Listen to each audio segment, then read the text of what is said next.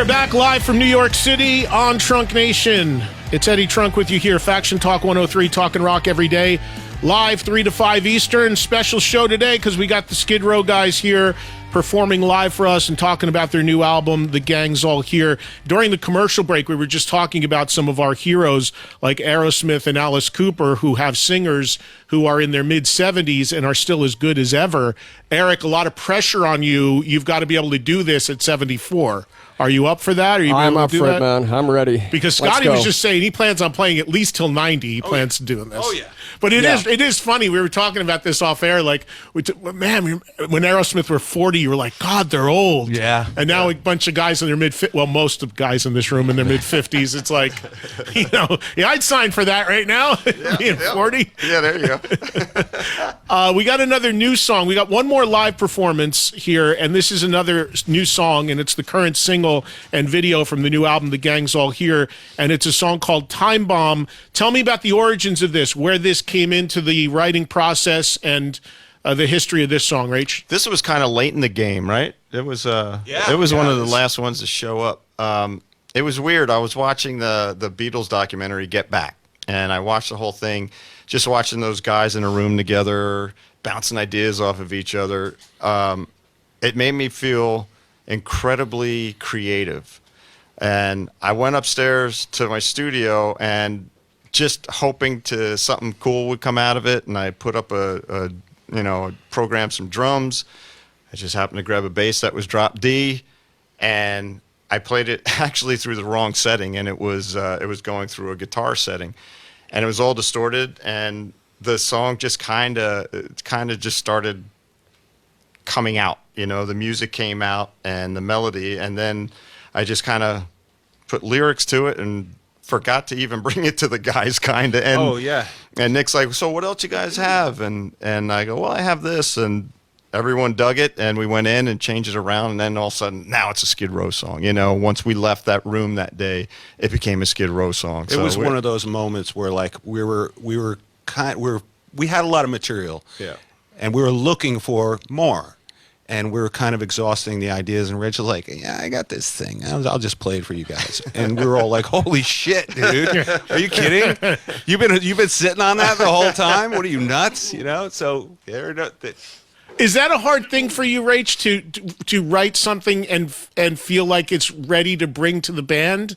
Or one really was. Why do you think that was? I don't know. I really don't know. I think because it kind of came. I think because it came together so quickly, which usually we work on songs for a couple days writing wise, and this just kind of fell into place, and I was like, okay, maybe it's good, maybe it's not. And when the guys heard it and we played it for the first time, you saw everyone in the room light up. So that is a really good feeling. But man, sometimes Snake and I will write a song, we're like, yeah, we have the next Stairway to Heaven, and we'll bring it, and everyone has this, it's all right, Well, one more on this. This is interesting to me. So give me an example for both you, Snake and Rachel, the primary songwriters in the band, where you maybe came up with an idea that you brought to the other that you didn't think much of, and you're like, what, are you kidding me? Like, of a past song, was there like a song that you wrote that you didn't think much of? That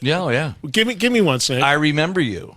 We wrote I Remember You as kind of almost like a writing exercise. Rachel and I split we wrote in different places, and I remember being on his parents' back porches where I think we finished it, and again, we didn't think much of it. We walked into the rehearsal one day and in Rachel's parents' garage, and we're like, check this out, and played it.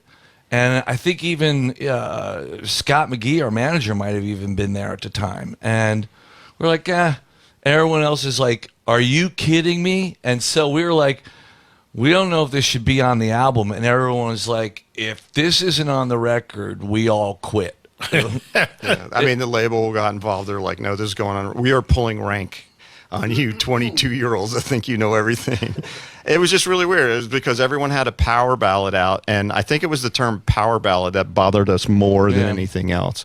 And it's about growing up, going on the Jersey Shore, and I guess it connected with a lot of people. So I'm glad they pulled rank. Yeah, totally. Yeah. Is there any other example you have, Rach, where you wrote something before you brought it to Snake, and you're like, this ain't going to work, and it was like, they're like, what, are you kidding me? And it became a classic? Or? Well, I remember bringing something to Snake and him going, nope. Which was what? Piece of Me. Oh, is that right? Yeah.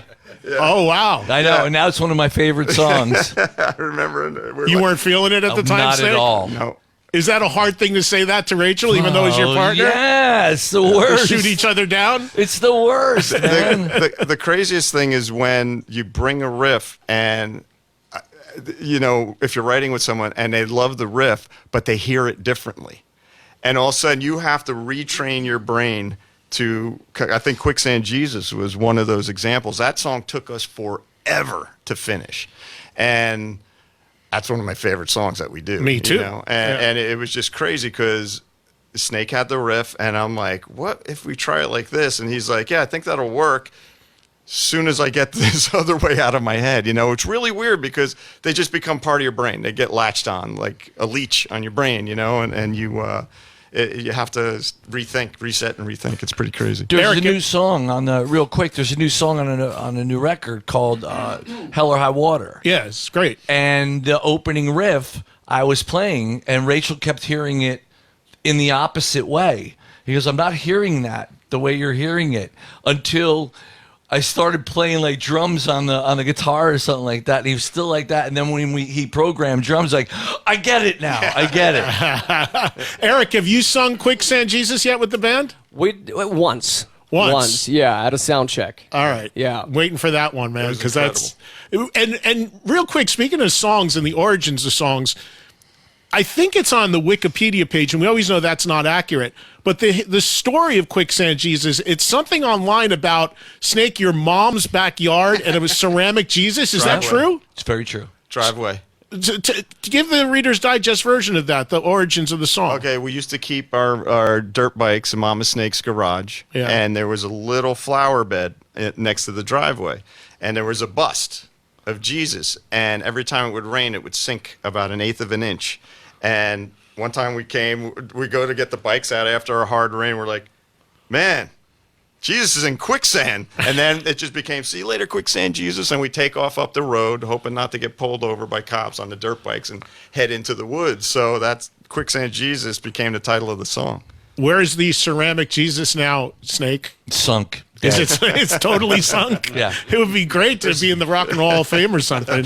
Inspiration for an amazing song. All right, so this is a new song from the new album, The Gang's All Here. We talked about it a little bit a few seconds ago. It's killer. It's called Time Bomb. Let's do it.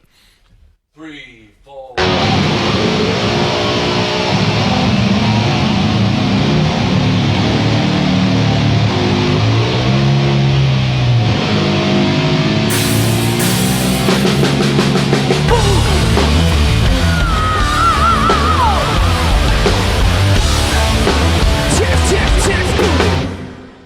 Wow, there it is. Time Bomb, Skid Row from the new album, Gang's All Here, current single and video. Rach, you co-directed that video, right? I did. That was pretty wild, man. I never would have even thought of doing it until Scotty Hill said, you should direct our next video. and yeah, it was really a great experience with Dale. He's done a lot of stuff, so it was a constant learning experience, and I worked off of his energy because I'm not going to lie, I was nervous, you know what I mean? I had never, ever done it before. Now it's not just doing stuff in a room with the guys, it's doing stuff with someone that's really experienced and his whole crew, you know? And the funniest part of it was when we did the B-roll part of it, he goes, okay, director, direct. And I'm like, hum. You know, but it was cool. It was really cool to get out of my comfort zone and, yeah, hopefully do more. You know? Scotty, why'd you pass the buck to him? Why didn't you tackle it, man? Why didn't you No. I play guitar, man. That's what I do. No, but, you know, Rachel he's fertile with ideas, you know? He's got tons of ideas. He'll come in and he'll show up and he'll say to us, I got an idea. And I'll look at him and go, really? You have an idea? But it's always like really like staging, lighting, video, all this stuff. So it's like, dude, why don't you direct a video? Yeah. He's done a lot of editing and a lot of stuff like that for the band. And so I think it's time for him to take the next step. So in this show, we heard 2 songs from the new record. Of course, the record has a total of 10 on it. Before we run out of time, there's 2 I want to ask you about. One that on first listen, I was like, holy shit, this sounds like it could be something on the first record. Every single thing about it, from the messaging to the way Eric's vocal is to the song, and it's when the lights go out on the record. When the lights come on. Tell me about the origins of that, because that sounds like you could have written it in 88. I mean, it sounds like we're at Studio One. You know? Get up on the mic, Rach. Yeah, so we can hear you. it was one of those songs. I think the riff was kind of way back. That was an older riff, and it just kind of resurfaced, and we started working on it. And it's kind of like, Piece of Me revisited. Well, the bass line, the bass line's very kind of similar, catchy. yeah. And it's just about hanging out in the village, coming up, jumping a train, coming out and hanging out with friends, staying up way too late or way too early, however you want to look at it. And that's a fun song. I think on the album, it does. It feels like, back then. Eric has a funny story about him singing it. Go ahead, Eric. Yeah, I had so much fun recording that song. So you hear that laugh in the beginning of the song? Yeah. That's authentic. I was just laughing to myself. I was just, I had a great time recording that song. And when we were here the last time, you showed me around. Like, this is from, that part of the song. I showed him all the points. Like, okay, this is the park I was talking about in the lyrics. And here's where Jimmy Webb used to work, all stuff like that. So right, you could do a bus tour through New York City with that song, like TMZ bus with Rachel. He's creative, right, Scotty? We could put him at the front of a tour in the city. Oh, yeah. I'll talk into Mike and it'll sound like this. So we're here at. One other song I want to ask you about on the record, which is kind of the epic of the record, and that's October's song, which is amazing. Tell me about the origins of that, Snake. That riff is a riff that I just used as a practice riff to work out. Like, I pick up an acoustic guitar and play it. I could never do anything with it.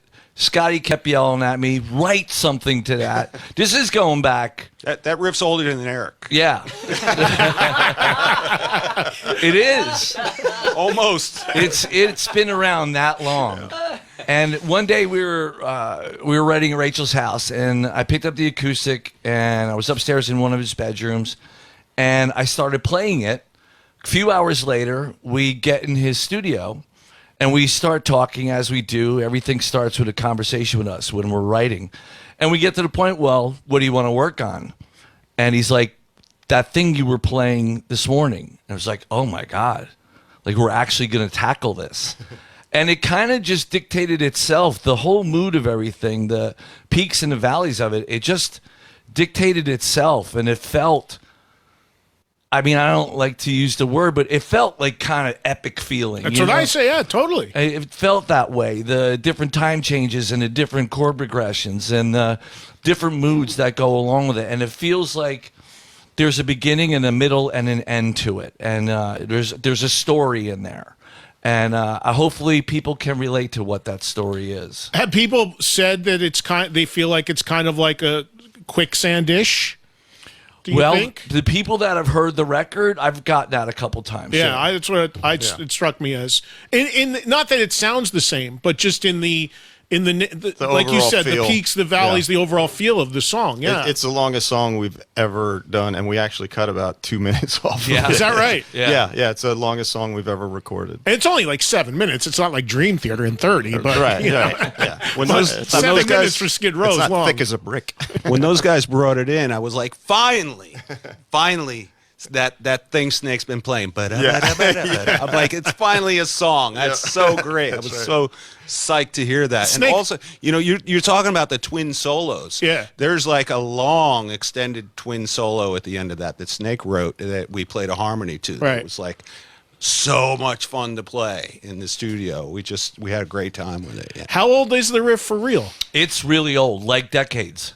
Wow. You're probably like Slave to the Grind era. Yeah. That's amazing. That's exactly kind of my point. Like, you never know. You talked about with I Remember You, the origins of it, and 18 in Life and all of that. It's like you could be sitting on things now that you wrote 30 years ago that could be on the next record, basically, right? You just, I mean, you never know. And it all comes down to, too, that thing of you play something when you're around the guys and you're hoping you get a reaction out of them, and then you know that it's time to move forward with it. But with this, Scotty always kept saying, like I said, you got to do something with that. And it just, I was lost. I didn't know what to do. So it wasn't until Rachel and I got in a room where if he didn't start taking it somewhere, I'd still be playing it as a practice riff, and these guys would still be annoyed with me. Yeah. Well, some of the best practice riffs would become the biggest songs. Slash has said "Sweet Child of Mine." The lick was his practice riff. Dust in the Wind is a practice riff. Yeah, it's crazy. All right, before we run out of time, I want to go around the horn. I want everybody's favorite song, one right now, favorite song from the new album. Starting with you, Rob. Resurrected. Yeah. Snake. Time Bomb. Time Bomb. Not dead yet. Not dead yet. That's a burner, man. That's a killer. Same for me. Not Rach, dead yet. you too? Yeah. Scotty? All of those. All those I just said. I love them all. How much have you done live from the record so far in the shows? Just the singles. Just the singles. Yeah. So you've done Tear It Down? Yep. So, and Time Bomb and Gangs All And Here. Gangs All Here, yeah. Are you going to, I'm imagining as you go forward and now that the record's out, going to work more in?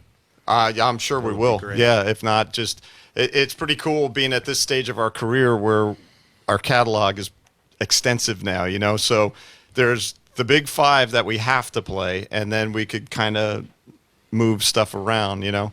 But yeah, I would love to play any song off of this record. I'd love to play them all, but The interesting thing about playing the new stuff off of this record is it fits seamlessly with the old stuff we play. Yeah. It's like, it just feels like it's belonged there. It's always been there.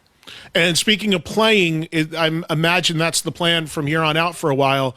Touring, what's the plan, Snake? Where are you headed? We have a couple shows left in the States here in the Northeast, and then we're off to the UK and Europe till the third week of November, and then have a little bit of time off, and then we go to Australia, and we finish up in Australia in the middle of December, and then we're off until March, and then we'll start up in the States again.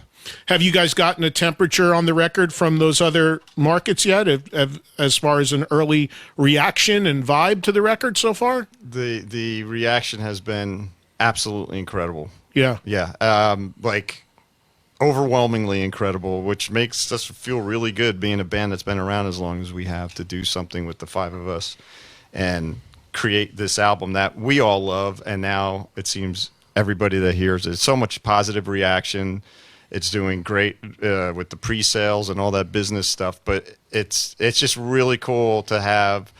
I keep hearing this one saying that makes me feel so good, is like Skid Row is back, and we are, and we feel it, and our fans feel it, and a lot of people do. So it's a really, really exciting time for us. Big question for you, Eric. When is the hometown show? When's the show in Sweden? Probably next year. Next year. Yeah, I think it's going to happen.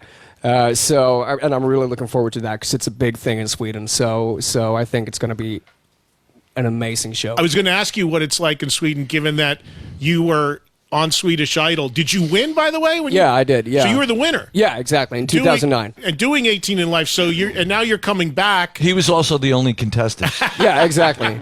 We have like 3 people living in Sweden, so it was me and a moose and my two neighbor. of them are in death metal bands. Yeah, exactly. A moose. But is it a big story there for you It that you've is. actually joined the band that you did Swedish Idol to? Oh yeah. It's a real big thing over there. So people are really excited about it and very supportive. So next year is going to be great. So when they tour in Sweden, you should get paid the most money, I would think, right? So guys, we have to talk. Guys, thank you so much. Congrats on the record. Thanks, Eddie. The Gang's All Here is out now, and if you missed anything that we just did, all you got to do is rewind. It's on the SiriusXM app. There's video. Everything was shot as well. So you get to watch it also if you go on the app. And thank you so much. I'll be back live tomorrow, 3 o'clock Eastern Time, for more Trunk Nation, a free-for-all Friday on Faction Talk 103. Have a good rest of your Thursday, everybody. Thanks, guys. Thanks, man. Thanks, man. Thanks, man. Thank you.